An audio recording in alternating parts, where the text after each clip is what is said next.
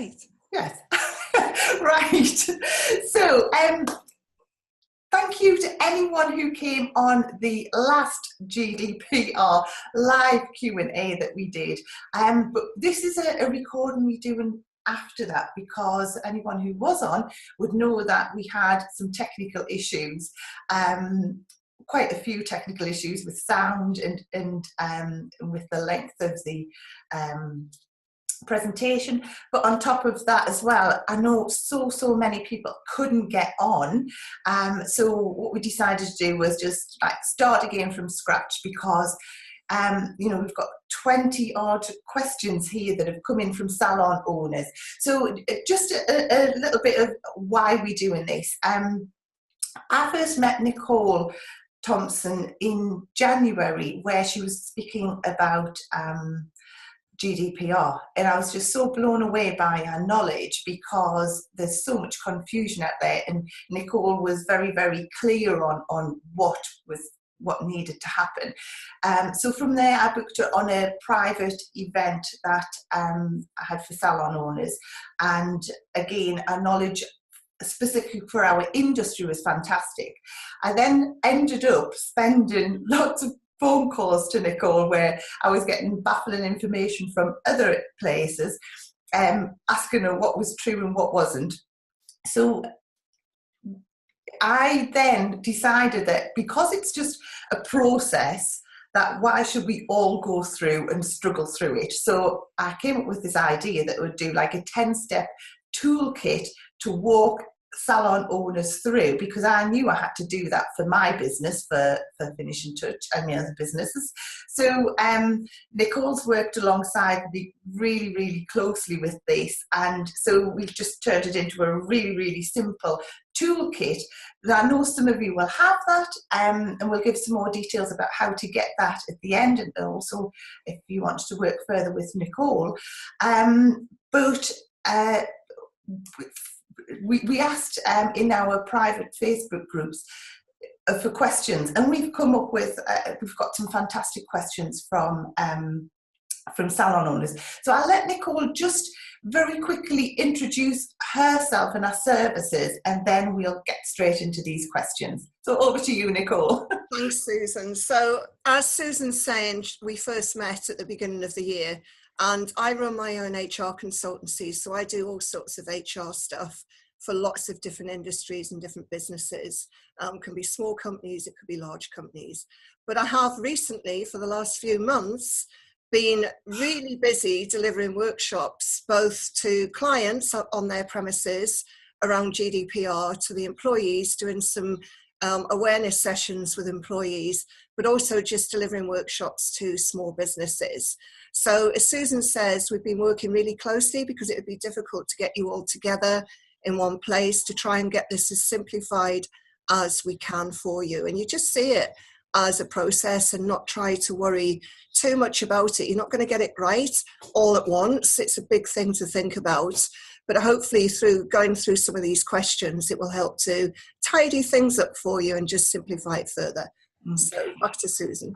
First of all, apparently there's a statistic at the moment where 65% of businesses, including salon owners, haven't even, I think they're thinking it's just going to go away, and it just isn't the goal, is it? It's like the data protection rule is going to be enforced by May the 25th. So you've got to, even if you just attempting to get it in place, I must admit, when I've done the process, I do think that, it makes you really aware of like how lax you can be with your data kind of thing. So it's not going to go away, is it, Nicole? No, it's not. And you're absolutely right. The Data Protection Act's been there anyway since the 1990s. So everyone should be complying to that regardless of GDPR. But GDPR just gives a lot more ownership onto businesses and accountability. And it is all about intent. So if the intent's there to see this through, get your systems in order, get your house in order in terms of what you do with personal data. And it really is a great process to just tidy everything up and think about what is it I'm actually doing, and put yourself in the position of the individual, because you also have companies that are holding personal data on you. And what is it that you would like them to be doing as best practice with your personal data? And just think about it in those terms. Yeah. And that really does help you once you start thinking about it in that way. Right, so if I can start cracking through these questions, because I think we've got 24. The first couple are ones that I came across, and also I've been asked quite a lot by salon owners. So I know a lot of us, what we do is we've used paper records in the past, and then now a lot of software companies are producing consultation forms, which we're moving to, but then we need the data from these paper records as well as the new consultation forms as well. So from my understanding, I know these have to be locked away, and the new ones, the online ones, are compliant with GDPR. But with these ones, is it okay to, because we've got so many in the past, is it okay to photograph the data that's on there and upload it onto the software that we've got and then shred it, or do we have to keep that record card as well? No, as long as you've got it somewhere. So if you are uploading so it's electronic versus paper, that's absolutely fine. Once you've done that and you're confident that you've kept it somewhere, because by losing data, that would be a data breach, then as long as you've got it somewhere and you're confident that that system and processes works, yes, absolutely shred it. Don't just sit and have someone, say a receptionist, just sit and tearing it up, because that's not securely disposing of the data. So make certain that it is effectively shredded. And there are companies out there that will come and collect shredded paper and take it away securely, so you have a record of it being collected and taken away. If you can't do that, then you have to think of a safe and secure way of disposing of the shredded documents.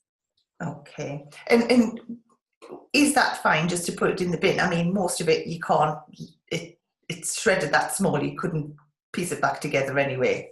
Yeah. I mean, if you're going to do that, I would try and put it into bags and tie it up. But if you're going to do that, then almost separate it into different bags, so it's being jumbled up even further. Yeah. And sort of take photos of what you're doing, so you've got a record of how you've disposed of stuff. Okay. And then that will just help with any audit trail if you were ever asked the question. Okay. Now jumping on to, like, in the past, the information on our record cards, we've always asked for email and things like that. And then what we've done really is then we've just put them onto our newsletter list and send out newsletters, and telephone numbers we've used to sometimes send little text offers out and things like that. Now, what do we have to do now with that? Because if we've been already sending out to people, can we then just presume that they still want it to get like more newsletters? Yeah, so the guidance that's out there is saying you almost have to go back and double check with them that they are happy to still receive the newsletter. There is a link on the ICO website, which I did put on the other platform, but if we can recover it from there and put it somewhere into your Facebook page. Yes, but there's the ICO have got a specific page where all of the salon owners can go on there and almost do a self-assessment on what they're doing specifically with newsletters and marketing. And it will tell you whether you're already compliant or whether you need to do anything else to become compliant. But I'm receiving stuff through all the time on emails where I'm receiving newsletters saying our processes are changing, you're going to be automatically deleted from our marketing lists if you don't go back in and opt in rather than the way that they've asked us or they've been sending newsletters in the past. So I would definitely go on and do the self-assessment and check how you originally got your consent for those newsletters to be sent out in the first place, and make certain that you are compliant, because we don't know yet what's going to come out of the woodwork on this and whether people are going to raise complaints or not. I would also go back and look at your email history. And if you've got somebody on your marketing list that's been on there and you're getting absolutely nothing back from them, then this is where you start putting your house in order and tidying up. Do you still need all of those email addresses? So question yourself through your auditing process, which you do right at the beginning when you look at the data that you've got, why you've got it, how long you're keeping it. Then make certain that you get rid of any emails that you've had so long, it's pointless still sending that out. And that's less for you to think about as a salon owner. Yeah, because Google as well. I know Google are getting really, really like tightened up on. So if you've got 5,000 email addresses, but you've only like 2% or 3% or 5% are opening them, then they quite often are going to go into spam. Whereas if you get that list so that it's a smaller list, but like more focused, so you know those people are going to open it, then Google favour that, don't they, as well? Yeah, so exactly. So it's just actually going to get opened more by having a smaller list. Yeah, exactly. It's just about, as you would tidy your cupboards out, it's tidying your email addresses out and looking at what is relevant. Now, in the toolkit, what I did was, because came from Liz Ward when we were working with Liz Ward from Virtuoso Legal as well, what she said was that if someone's sending out an email just saying, do you want to opt in or do you want to opt out from further newsletters, a lot of people are just going to either not reply or just say no. Yeah. So because they're going to get so many from so many different companies. So what I did was I put together like two examples of what you could do instead. So instead of just saying yes or no, I said, what kind of things would you be interested in? Sort of skincare, new products, new offers, that kind of thing. So someone's got an option to tick what they're interested in. And then at the bottom, the last one is no correspondence kind of thing. That's okay to do. Yeah. I mean, as long as they're opting back in anyway, and they're making it relevant to them, then that's better for you as salon owners, because you're targeting them at what they need versus what you think they need. If they don't come back to you at all, then what it's saying to me on some of the updates I'm getting through on email is I will be deleted from their marketing list. Okay, if I don't respond at all, I'm just going to be deleted. Now, if people don't come back to you, I would give yourself, and jot this down as a record of what you're doing, give yourself, say, a 2-month time frame. So if they haven't received newsletters and they come back to you and say, why aren't I receiving a newsletter anymore? Then you can say, okay, but you didn't come back to me. So under the new regulations, I can't just send you an email out. If you're saying now, can you please go onto that email and opt back in? Right. And then I'll happily send you a newsletter again. So you might get some of that going on as well. Okay. So in essence, the nearer it gets to May the 25th, that's when at the last minute, everybody's going to be sending out these emails. So it's better to start now, isn't it? Yes. And you can even send a couple from now until May the 25th, can't you? Oh yes, it's much better to do it now, because if everyone's doing it on the 25th everyone's just going to switch off completely, and your emails will just get lost with however many others they're getting through. Right, that's great. Now, this is a great question. A lot of the systems have appointment, like when somebody makes an appointment, whether it's in the salon or online, then what happens is the software will send a text reminder to that client saying that their appointment's on Thursday at 2:00.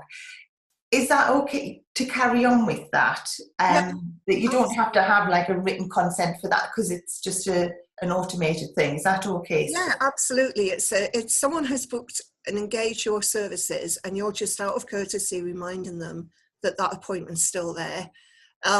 What I would do is in your privacy notices, where you have it either on your website or you send it out individually to clients, however you want to do that, that would be one of the points that you note down as to what you do with people's personal data. So one of the things you do with their personal data is you will send them a text reminder.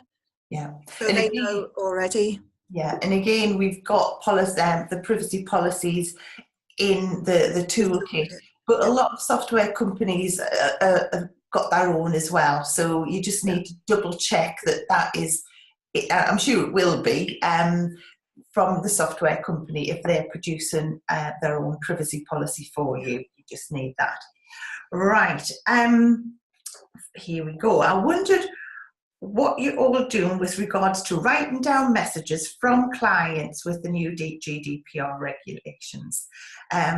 We use, this person said, we use software by Forest, but unfortunately there isn't an area on the system. So actually there is like a notes where you can put it in, but I think what this salon owner is saying is, if you've got like a notepad on your reception desk kind of thing, and you know, we do the same. Someone rings, you write down that telephone number and everything, and in essence somebody could take that from the reception desk. Mm. How do you protect that? I know one suggestion has been that you take the information as soon as you can, upload it onto that client's record, and then black mark it out so it Yeah. can't be passed on. That kind of thing, okay? Yeah, yeah, that's fine.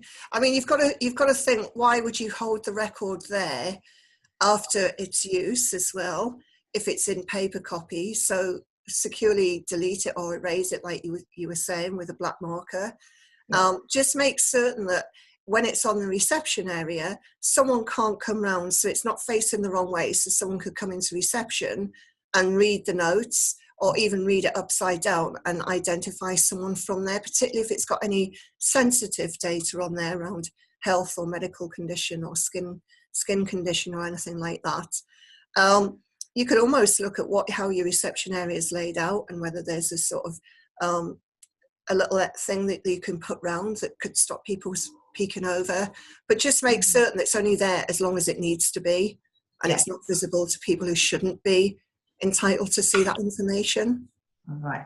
I think you like this one. Dawn, Dawn was on the call when we did the live Q&A.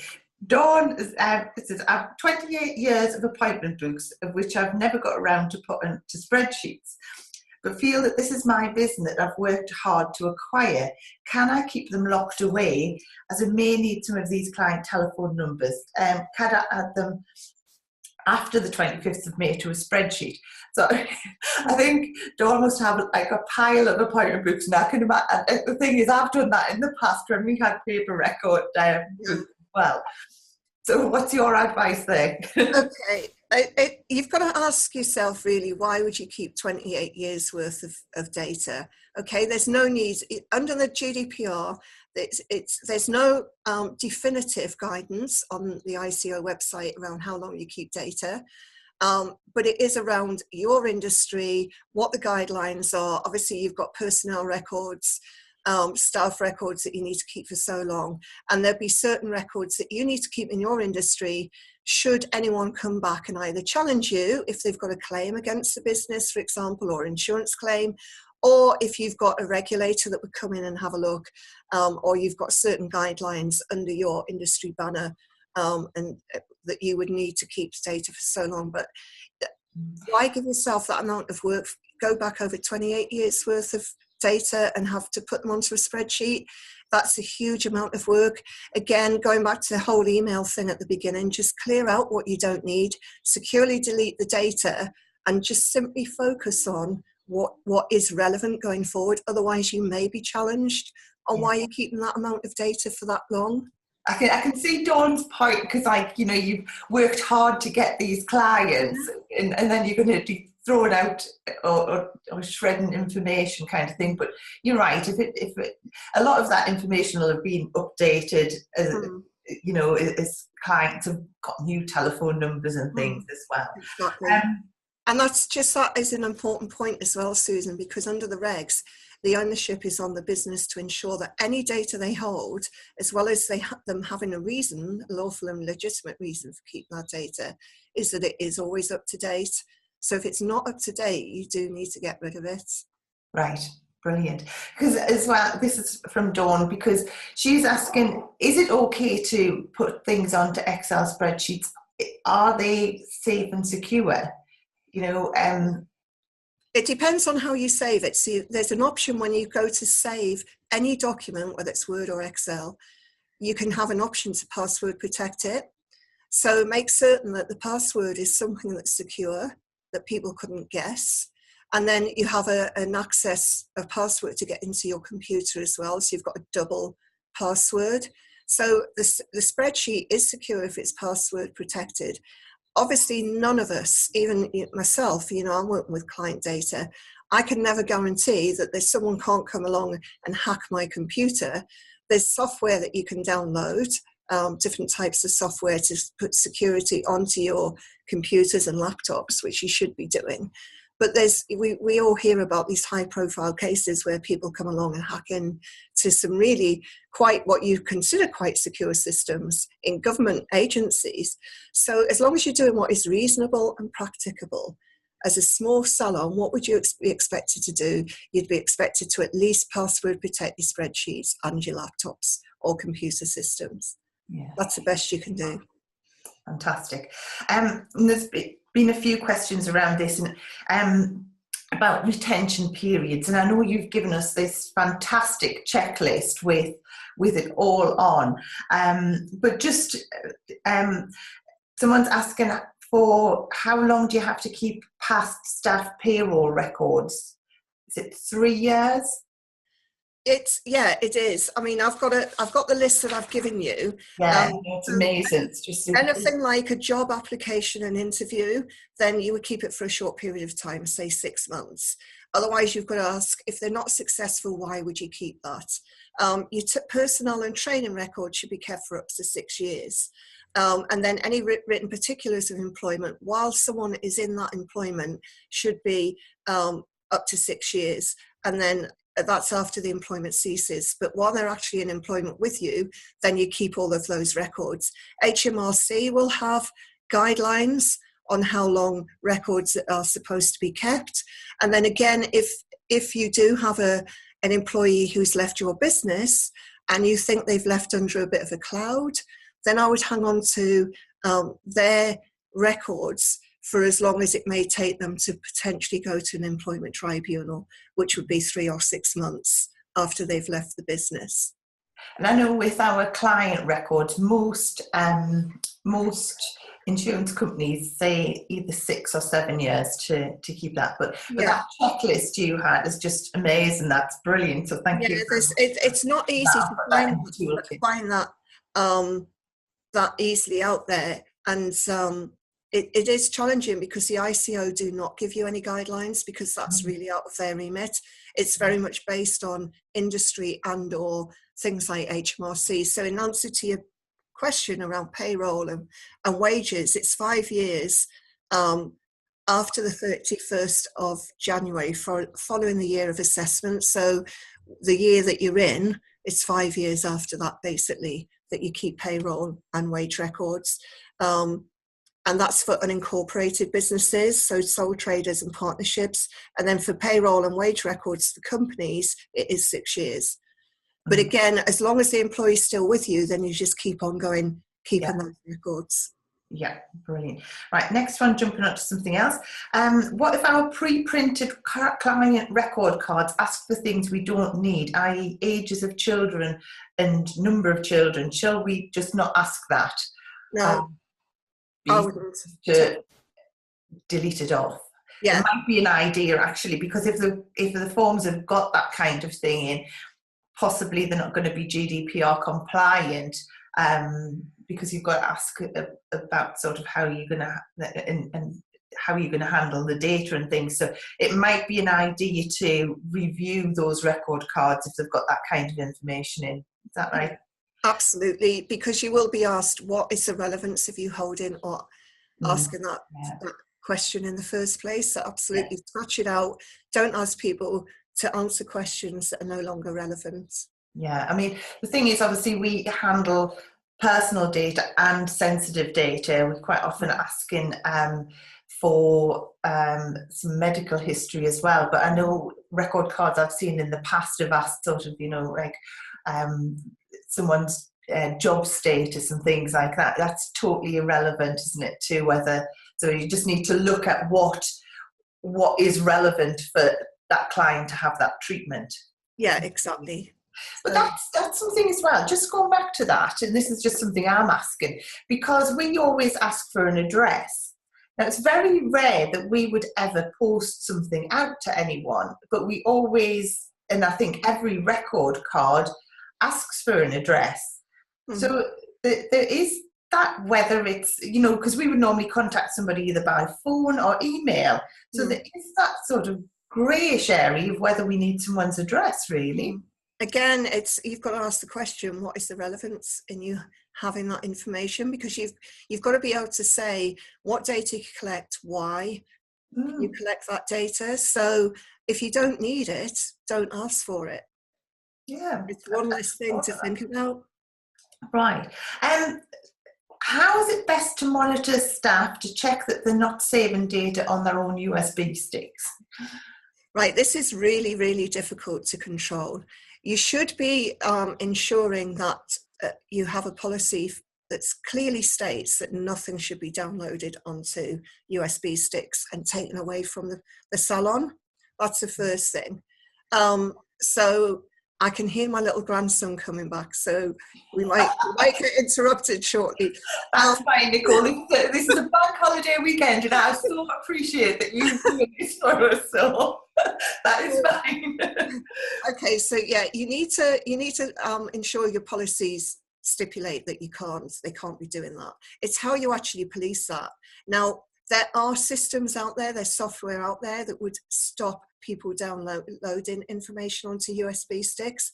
I'm not a cybersecurity expert, so you can ask people. I would recommend, if you've got a little bit of like a computer shop somewhere near you where there's someone who's passionate about what they do and be willing to help you.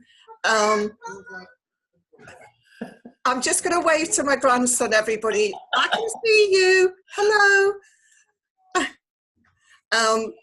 Then go and ask the computer expert, you know, is there an easy way of doing this? But the thing is to have the computers where someone can't just go in, quickly insert a data stick, download whatever they need to, and off they go. You know, think about, do you need CCTV in that area where you've got your computers operating, something like that. So you can just try and show you've done everything that you reasonably and possibly can to ensure that that data is safe. But it's impossible to police 24 hours of the day and watch what everybody's doing.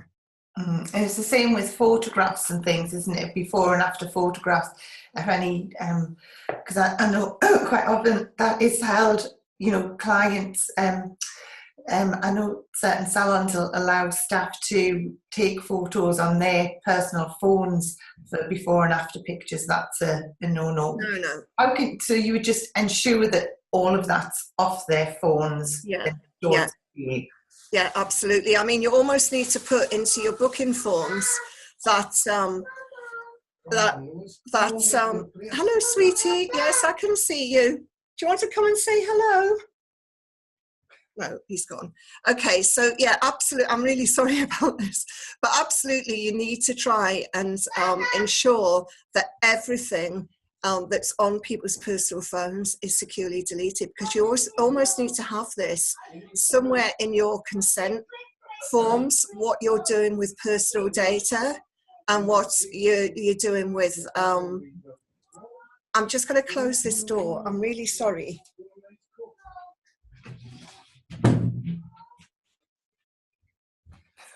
Sorry about this. You almost need to have in your consent forms what you're doing with personal data, and people need to understand that some of that could go onto people's personal mobile phones. Now, they might have a view on that, so you've got to be prepared to be able to deal with that. And if you can stop anything going onto personal mobile phones, then that's going to make it a lot easier for you. Yeah, because we had a question from Karen who said, we take hundreds of pictures of clients' hair, brows, nails and post on social media. We obviously ask permission, but do we need written consent in the future? Also, most are stored on my phone, this is the salon owner, for future use reference. Yeah, absolutely get written consent for anything that's going to potentially put you in a high risk bracket. And having people's photos on personal phones is high risk. So Yeah. you do need to absolutely make certain that you have written consent for it. Don't just do it verbally. Would it be an idea to have a work mobile? Yes, if you can, if the business can Because then it accommodate. wouldn't leave the premises, would it? It Yeah, would be no. there. And I know that I've worked with nurseries before, and they have a policy where they don't allow any personal phones in any areas where the children are. They have to be kept away from where children or at-risk adults are. Now, in your situation, you could have a policy where you say during working hours, there's no personal phones allowed in treatment rooms or anything like that. But you could say for any photos that need to be taken of clients, we have one phone on the premises. People almost sign for it to say that they're going to use it, and then they sign it back in. Yeah, I know a lot of places now that they are moving to like the online consultation forms, getting little iPads or similar tablet kind of things, Perfect. and so it's all like kept together kind of Yeah, thing. I think it's yeah, better. perfect. Just going on past there, like Facebook clients or children's party pics, like sort of pictures of children and sort of clients who are posting their own pictures on Facebook and like princess parties, if those pictures are getting posted on Facebook, is that all right? Or It depends on what you've got in terms of consent up front. If you've made it very clear, transparent, concise for people to understand that that is exactly where their photos are going to go, and they're happy for it to go onto Facebook, then, and you've got written consent for that, that's fine. But you really do need to make certain, particularly when children are involved, that you do have safeguarding measures in place to ensure that you've got all those consent trails. the family walking through. If we were to install CCTV, does it have to be facing in over, or can it be facing out over onto a street, sort of, so that you can see who's coming into the business? Now, if you're trying to see who's coming into your business from the street, I would make certain that you speak to your local council about that, because they might have views on that CCTV going out onto their streets. Most councils have CCTV in operation anyway on public places, and they might say, well, we need to challenge why you would do that if we've already got CCTV in operation. Right. If you ever had to pass it over to, say, the police, how can you guarantee that it's safe even in their hands? This is where you would then speak to, first of all, you need to ensure whoever you're passing it over to has provided some ID. So you are 100% that they are members of the police force. So you do ask for ID up front. And then you ask them, have they got something that they can tell you that they're going to do, and how secure that data is. Now, generally, if we go back to some of the things that I said in my video, there's overriding reasons why some of the GDPR consents and rights of individuals would be overridden. And one of those is if there's a lawful or legal basis that overrides some of their rights. Now, generally, the police would be asking for data, which includes photos or footage of people, if there's been an alleged crime. So that would be an overriding legal reason that would almost take away some of the rights. But as long as you've got something written down, they've signed to say they've taken on the data, then it then transfers into their hands, and they have a lawful basis for seeing that data. Okay. Now, going back to like data, like that we pass over to other people, quite often, a few have like marketing companies that we work with who produce our newsletters and things like that kind of thing. So how you have to just ensure they're GDPR compliant as well. Yes? Right. Yeah, absolutely. Now, someone's asking, am I legally allowed to contact my ex-website host to give me back my client data from their email messaging service they had, because I left on bad terms? Does it have to be before the 25th of May as well? Okay, so it would depend on what agreement you had with your website host. So I would look at the small print, because technically either the salon owner owns that data or the website host owns the data, but it depends on how the contract was set up in the first place and who was deemed to be the data controller at that time. So try and find out, look back on any written agreements, or simply just go for it and ask the website host and see what they come back with. Yeah, because really there's probably no reason for them to keep it. If they're doing a clear out of their old data, they're probably going to delete that anyway, because it would be a duplicate of what you would think so. And it would again depend on how much on the ball they are with regards to GDPR. You'd like to think that they haven't just got rid of it without asking the salon owner if they are happy for them to delete that data. Again, it depends on the relationship and who owns the data, but they could potentially be in breach if they've just got rid of data without permission. But I think you'd have to make sure that you know what's happened to that data. Yeah. So I think Dawn really needs to get in touch, doesn't she? Yeah, definitely. Just so she knows. Right, we're nearly there.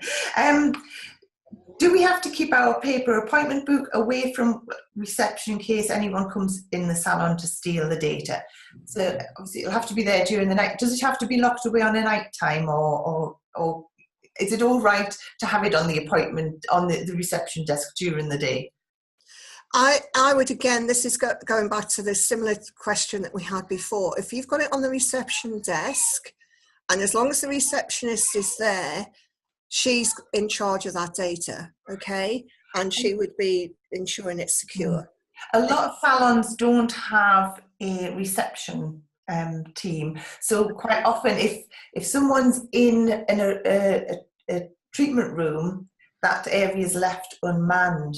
So then it would then you need to ensure that the book's closed, that people can't see it. So you can always put something in so you know where you're up to in the book. So people can't just walk in and have a nose over the reception desk and see any personal data that they shouldn't have access to. And then when the salon closes, you need to ensure it's either locked away or no one absolutely can access that personal data. It may be an idea that if it's going to be an unmanned area, that the appointment book's actually taken away from the reception, because in effect, if somebody walked in and picked that up, then you've got no record of who's coming in as well. So just best practice might be to take that anyway. I mean, it depends again on how your reception's set up, how easily someone could just go in and pick it up, or would they have to lean over somewhere so it would be quite obvious what they're doing, where your CCTV is pointing. Yeah, I was going to say this might be where CCTV is a good idea. Yeah. Okay. Can we set up a digital link to opt in rather than keep lots of paper copies? So yes, that's an easy one. Do you advise contacting clients' email test to ask clients to subscribe, unsubscribe from our marketing database? This seems what every business is doing, but this is what we covered earlier on. So I think we've covered that. Right. Karen asked, paper documents, do they have to be kept locked and then signed when accessed by a therapist? So if they were, say, locked in a room or locked in a cabinet, a therapist doesn't have to sign to say they've taken them out and log them out and back in, do they? There's no guidelines on that, but it would depend on what the salon wants to do as best practice for them. It's a bit like the company phone thing. If you want to have it and you sign it, at least you keep a track of it. And because you have to report data breaches, which could be loss of data, then if you are having a therapist signing for that data, at least you've got an audit trail of who was the last person to take that particular piece of data. And that would show that you are showing some due diligence. But it's really up to the salon owner, how many therapists they've got, how easy it would be to backtrack if some data went missing.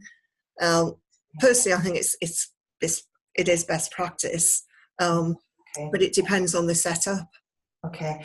I know from all of this, when I was putting the whole process in place, I did find that my training manual just naturally fell out of like all of the processes I was putting in place. So again, it'd just be what's best for your salon to make sure that you know that the data's truly practed, isn't it, really? Exactly, yeah. And then make it a training issue kind of thing, so that everyone's doing that and it's enforceable. Right. Paper record cards, Steph asked this, paper record cards, can we still use them for older clients and clients that are not comfortable with iPads? So it just means if you've got your system online now, can you get clients still to fill in the old ones? Again, I would think it has to be that they're exactly the same form. Would it be that it has to be GDPR? If have you got your yogurt? Lovely. Yes, it's Peppa Pig, isn't it? Well done. Sorry. Yes, absolutely. If you would then have a legitimate reason for the older person, or it could be an at-risk adult, a vulnerable adult, someone who is not able to use iPads or any sort of digital format, then you have a legitimate reason for doing that. So that's perfectly okay. But going on to that, if that is, so it would have to be the same data. I mean, what we're doing is if someone's like not au fait with iPads, what we're doing is we're sitting with them and going through them and then still like so checking everything and then getting them to sign at the bottom. So just assisting them really. Yeah. But if it's a vulnerable adult or a child under 16, 13 in Ireland, it would have to be a parent or guardian or carer who was signing anyway. Yes. Right, now this is a big one because we have a lot of salons who either rent a chair, rent a room, so they've got a lot of freelancers or self-employed people. Now, what's the clarity around the process and what do you have to have in place? You need to have a written agreement between the salon and the freelancer or the person who's renting a chair or whatever it is that you want. Some places call it sessional agreements. So you need to have a written agreement in place, which you should have really anyway, on what the rules are around them coming into your business, what the agreement is, how long it's for, how you would terminate that agreement, but importantly, how they protect data. So while they're on your premises, what standards you would expect them to comply with, and for them to also stipulate that they are GDPR compliant as well. Because in essence, they'll be a little bit like a processor. If you're the controller, they're sharing your data and got that. Went into that in a lot of detail in the toolkit too. Right. Client notes. I'm sure all of us have quite colourful notes on clients sometimes. If a client requests their data, can we erase these notes? Technically, no.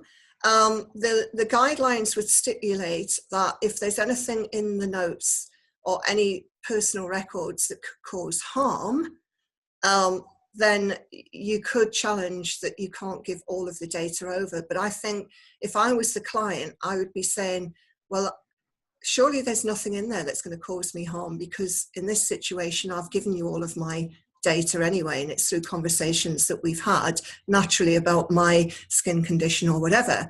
So I would be saying, don't have colourful notes on clients in the first place. And if you've got them now, then I would be taking them out and thinking of ways that you can have that data without those colourful bits in place. Yeah, as well, I think it's a training issue, isn't it? Because record cards have to be factual information, Exactly. not opinions and things No, like that. exactly. So again, something that will go into your training manual. Yeah, and I think it could cause you risk in a business if somebody didn't understand the harm that could cause to the business if they did give that out through a subject access request. So as you say, it's around training, not just about not putting the colourful notes in, but about how the subject access requests are dealt with in the first instance. And also, I mean, it's sort of, if that data got stolen, that's, yeah. Right, we're on our last question. Right. So, some of the companies that we use can also access data. For example, certain, for example, laser companies. Quite often we'll fill in our records at our end, but they can see what settings and the client information at their end, so that if we had an issue, we can then say, can you have a look at this client? And it's automatically at their end as well. But how do we make sure that that's all protected, and what do we need to put in place? Okay, so first of all, you need to ensure that in your privacy notice, you stipulate that that's where some of the data could potentially go. So it's all about this being clear, open, transparent with clients about what you do with their data and where it goes, and if it goes to third parties and what the reason for that could be. So this is all part of either consent being the lawful basis, or it could be you have another lawful basis for doing that, which you would rely on. Then you have to ensure that the company that is accessing that data, you have to ask them, are they GDPR compliant, and how can they demonstrate that to you as a business? And it's about your written agreement with them. So it's a third party agreement that you would have with them. Yeah, excellent. Well, I think we've covered so much. I hope so. And as I say, it's a bank holiday weekend, and I just so appreciate that you've given up your Sunday morning to help sort this. Now, just to clarify, like, Nicole works with us in Beauty Directors Club, and is there to answer questions. But we've also got, we'll put details of how you could work closer with Nicole. Now, the toolkit. Anyone wanting the toolkit, basically, we've put it into Beauty Directors Club, which is the monthly online business for sort of program that I have. So every month is a different topic that we cover in depth from lots of different angles. Now, currently it's £47 a month plus VAT to join. So you can get the whole toolkit for £47 plus VAT, which is, as I say, it's just 10 steps, and we've got about 25 checklists and documents and templates. It's got everything that basically just walks you through everything that you need to do with your salon, just taking away all of the confusion. So to get that, you just basically go beautydirectorsclub.com and join. There's no stipulation on how long you've got to be a member, so you can just come in and basically get the toolkit if you wanted, but hopefully, obviously, we would love you to stay a member for longer. But definitely, that it's got to be, although it's taken a while for us to get it all pulled together, now it's just such a simple process walking it through. So, once again, thank you so much, Nicole. We'll be doing more features with Nicole, because her information is just second to none. It's like, I think you must be on this ICO website through 3 times a day, because the information is constantly changing. So what we will be doing as well is updating any changes that come in before May the 25th, just to make sure that we totally compliant with everything for salons. So again, Nicole, thank you so much. No, you're welcome. And I'm sorry about my little grandson and my husband just coming through. They're in a completely different world. So it just shows I'm human. I have a family life as well. Fantastic. Thank you so much. Take And care. we'll put links and things alongside this.